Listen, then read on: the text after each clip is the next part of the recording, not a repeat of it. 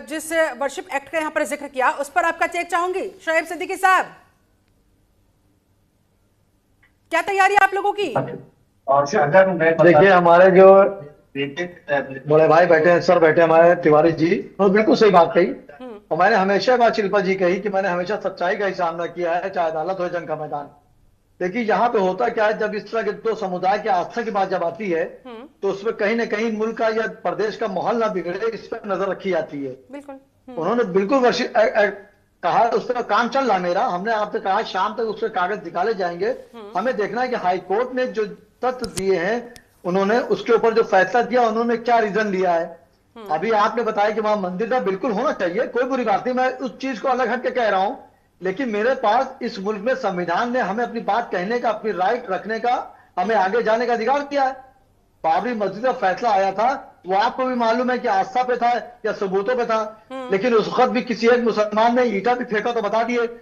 सिवाय मेरा ये कहना है शोएब साहब, आपसे शिल्पा ने कई बार पूछ भी लिया है इसको, और ये मुझे लगता भी है कि अभी तो कोर्ट का फैसला आ गया, अब तो आपको खुले और आपके लिए ऐसी कोई दिक्कत का विषय नहीं है कि कोई वो चिन्हित जगह है उसके अलावा कहीं नमाज नहीं पढ़ पाएंगे, तो आपको तो खुले दिल से इसका स्वागत करना चाहिए।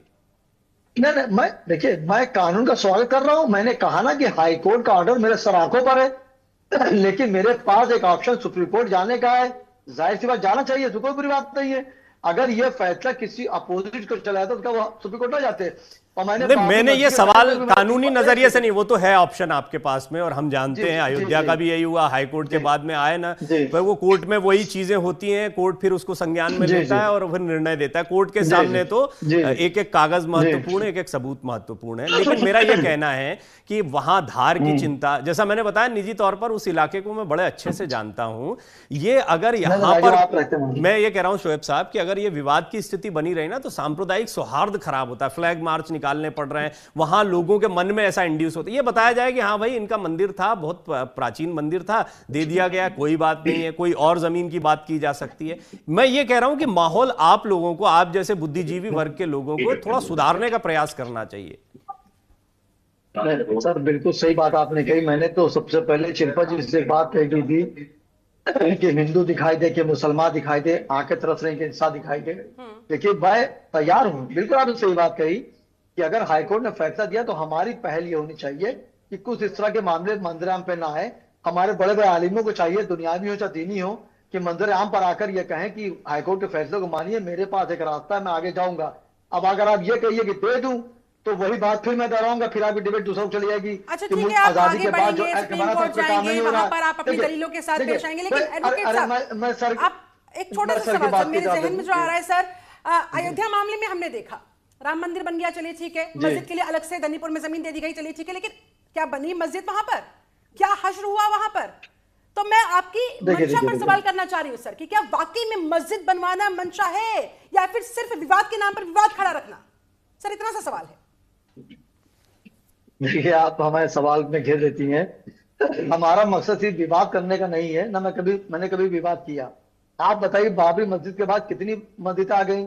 लखनऊ में देखिए, टीला वाली मस्जिद को लक्ष्मण टीला कहा जा रहा है। दोनों भाई आपस में लड़ रहे हैं, जो मुसलमान की फितरत है आपस में लड़ना, उसको बचाया जा रहा है। आप बनारस की लड़ाई देख लीजिए मस्जिद की, तो एक के बाद एक चलती चली आ रही। तो मुसलमान ये कह रहा है कि जब 1857 में जब मुल्क की आजादी छेड़ी गई थी तो मुसलमान ने भी खून बहाया था, तो उसके जितने भी धर्म स्थल हैं उनको धीरे धीरे करके स्टेप बाय स्टेप कहीं ना कहीं नुकसान पहुंचाया। शोएब साहब दो बातें बोल रहे हैं आप। देखिए, आपने दो बातें, शिल्पा का बहुत जायज सवाल है, बिल्कुल ठीक सवाल उसने पूछा। ये बताइए, आप एक तरफ बोलते हैं मुस्लिम, एक तरफ बोलते हैं मैं ऐसा नहीं करता। शोएब सिद्दीकी मुस्लिम जरूर हैं, लेकिन मुस्लिमों की क्या आवाज बनकर आप बोल रहे हैं या सारे मुस्लिम ये बात बोल रहे हैं, ये महत्वपूर्ण बात है। यहां बात आपकी निजी मान्यताओं की नहीं है। आप हो सकता है जहनी तौर पर बहुत सौहार्दता की बात करते हो, लेकिन आम लोगों में क्या इंड्यूस कर रहे हैं, क्या दिमाग में डाल रहे हैं उनके?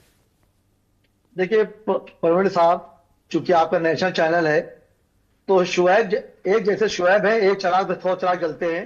तो मैं अगर आपके चैनल से मुझे मौका मिले तो मैं पॉजिटिव बात कहूंगा, तो इंशाल्लाह एक नहीं दो नहीं धीरे धीरे करके एक माहौल बन जाएगा। इसमें अगर आप देख लें तो इसमें चंद लोग जो होते हैं जो सस्ती शोहरत पाने के लिए मंदिराम पे आना चाहते हैं, वो हर पार्टी में लोग होते हैं, हर मजहब में लोग होते हैं, वो उसको उठा सकते हैं।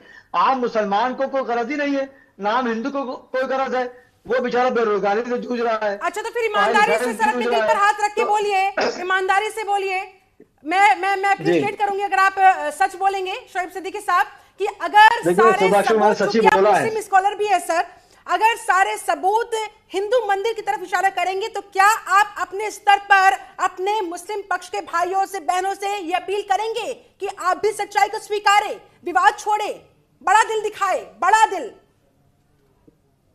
देखिए शिल्पा जी, सवाल भी आपने क्या जवाब दिया, तो बहुत खुश हूं।